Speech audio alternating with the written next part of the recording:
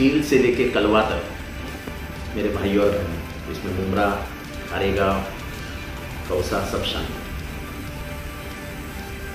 कल से एक कानून लागू किया गया है जो बहुत ही कड़क है।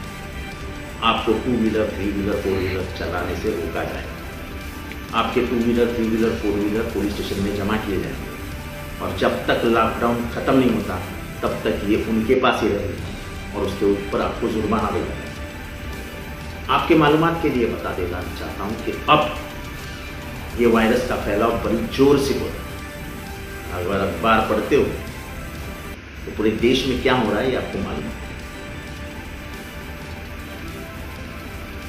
कलवा में 6 लोगों को इसका असर हुआ है, मुमरा में 2 लोगों का असर हुआ है और मेरे पास खबर है कि और एक आदमी को असर हुआ है, उसमें से एक आदमी गुजर गया है।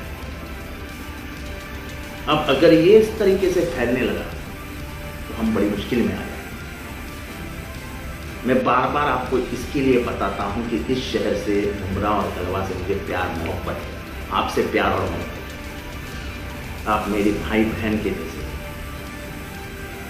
अगर ये बात आपको समझ में नहीं आई तो कानून अपना काम करे और कानून के खिलाफ बात करने वाला, कानून के खिलाफ काम करने वालों को छोड़ा नहीं जाएगा।